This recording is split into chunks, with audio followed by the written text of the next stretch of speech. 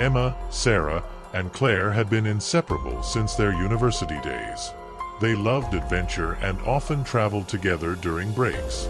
This summer, they decided to visit Sarah's ancestral village, a remote place called Blackwood Hollow, nestled deep in the woods. The village was known for its eerie beauty, with dense forests, misty mornings, and an old legend about the Whispering Woods. When they arrived, the village seemed frozen in time. The cobblestone streets, the old stone houses, and the towering trees gave the place an otherworldly charm. Sarah's grandmother, Margaret, welcomed them warmly. She lived in a centuries-old house at the edge of the village, surrounded by the forest.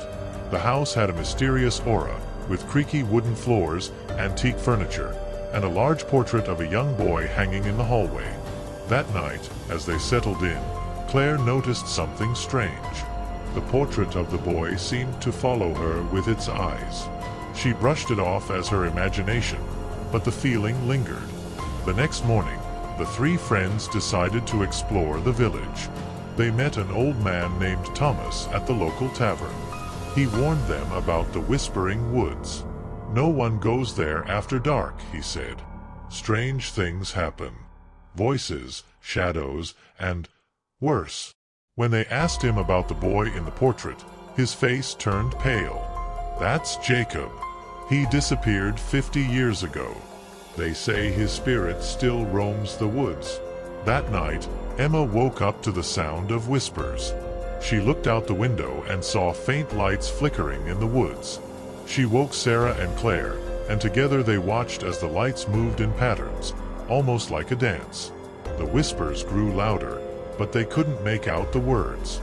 The next day, Claire went missing. Her bed was empty, and her belongings were untouched.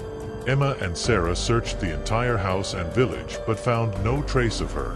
Desperate, they decided to venture into the Whispering Woods, despite the warnings. The woods were unnaturally quiet. The trees seemed to close in around them, and the air was thick with tension. As they walked deeper, they began to hear Claire's voice calling for help. They followed the sound but found nothing. Then, they stumbled upon an old, overgrown well. The whispers grew louder, and the portrait of Jacob flashed in their minds. That evening, Sarah confronted her grandmother. Margaret broke down and confessed. 50 years ago, Jacob, her younger brother, had fallen into the well while playing hide-and-seek. His body was never recovered, and the villagers believed his spirit had become trapped in the woods. Over the years, strange occurrences had driven people away from the village. Margaret had kept the portrait as a reminder of her guilt. She had been the one playing with Jacob that day. Determined to save Claire and put Jacob's spirit to rest, Emma and Sarah sought the help of a local woman named Agnes, who was known for her knowledge of the supernatural. Agnes explained that Jacob's spirit was restless because he had never been properly laid to rest.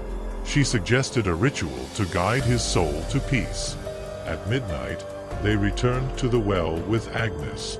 She lit candles, chanted in an ancient language, and asked Emma and Sarah to call out Jacob's name. Suddenly, the whispers stopped, and the air grew still.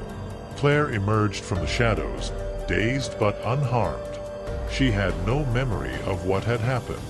The next morning, the village felt different.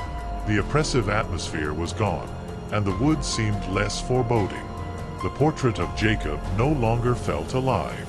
Before leaving, the three friends visited the well one last time.